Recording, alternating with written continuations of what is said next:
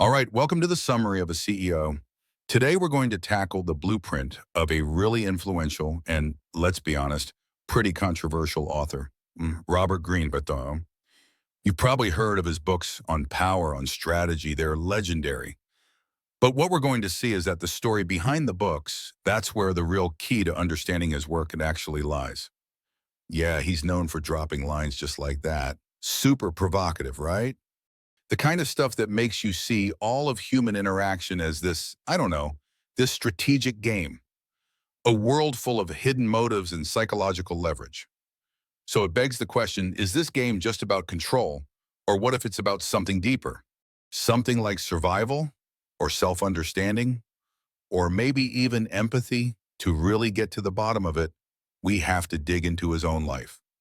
And let me tell you, it's a wild story of desperation, discovery, and believe it or not, some really profound vulnerability. So his story really kicks off with him just being a lifelong observer. You know, that person who's always watching. He was apparently just fascinated by the social masks that we all wear, always trying to peek behind that curtain of polite society and figure out what was really driving people. And get this, that number 80, that's roughly how many different jobs he had before he ever wrote a single book. And this wasn't just, academic curiosity. We're talking a wild, decade-long search for real-world experience. Everything from construction work into hotel admin, even working for a private eye. He wasn't just drifting, you know. He was actively collecting the raw material of human nature. But listen, this path was not glamorous at all. As you can see here, it was just years and years of feeling ambitious, but being totally lost. I mean, by the time he's 38, he's in Italy working some dead-end job and he's desperate. He's even talked about having suicidal thoughts. And then, a moment of pure random luck. Serendipity. He meet the book packager who just happens to ask him, "Hey, you got any ideas?" And in that one conversation, all those painful experiences, all the manipulative games he'd seen, it just poured out of him. And that was the moment the 48 Laws of Power was conceived. It was his do or die moment for real. And yeah, that book just launched him into the stratosphere. So let's take a minute and decode the two big ideas he's most famous for. Because honestly, they get misunderstood a lot. Okay, so power. When Robert Greene talks about power, he means something really specific, and this is crucial.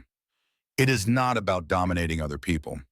For him, power is that feeling of control over yourself, over your own life, your own destiny. In fact, he says the most miserable and corrupting feeling in the world is powerlessness. That's what makes people bitter and resentful and passive-aggressive.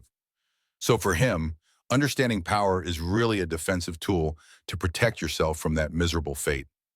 And seduction, again, probably not what you're thinking. It's not about manipulation or just, sex. He calls it the art of being outer directed. What does that mean? It means you have this rare ability to just turn off your own inner monologue. You know, that voice that's always going, what should I say next? Do they like me? Am I being weird?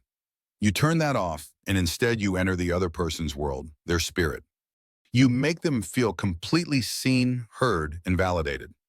And in a world where almost everyone is stuck inside their own head, that kind of attention, it's unbelievably powerful.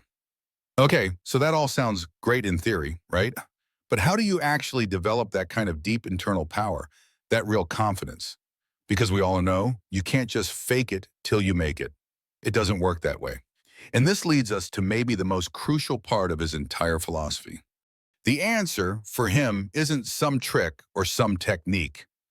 That path to real, unshakable confidence, it's built through one thing mastery. And this is such a critical distinction. Think about it. We've all seen that fake confidence, right? That loud, obnoxious bravado. Greene says that comes from just pretending, and you can smell the insecurity and desperation a mile away. But real confidence? That's totally different. It comes from actual accomplishment. It's based on a real, tangible skill that you have worked hard to master. And that kind of confidence doesn't have to yell. Its quiet security is exactly what makes it so attractive and, yeah, so seductive. So he lays out this really clear path to get there, what he calls the 3 steps of apprenticeship. Step 1, you have to discover your life's task. That's the thing you feel this deep, almost primal connection to. Step 2, and this is a big one, especially when you're in your 20s, you have to prioritize learning over money. Choose the job that teaches you the most, not the one that pays the most. And finally, step 3, you have to learn by doing. Skill isn't something you get from a book. It's forged through hands-on action and just relentless practice. Now, this whole philosophy, this idea of building your own internal power, it was about to be put to the ultimate test in Greene's own life. He was about to be forced to find strength in a moment of just total, complete helplessness. In 2018, something so random, a wasp sting, it led to a blood clot, and Robert Greene had a massive stroke. And just like that, in an instant, the entire left side of his body was paralyzed. I mean, this is a man who really prided himself on being physically active. He loved hiking, swimming, and suddenly he couldn't walk right. He couldn't swim. He could barely even type. The master of control had completely lost control of his own body. Well, as you can imagine, that experience gave him a really profound new perspective. I'll just use his own words here. Please understand that the ability that you have now to run, to walk, it can be taken away from you. Please don't take it for granted. You know, this terrible period of helplessness became a devastating, but also an incredibly powerful teacher. It gave him a real physical empathy for other people who are struggling in a way he never could have before.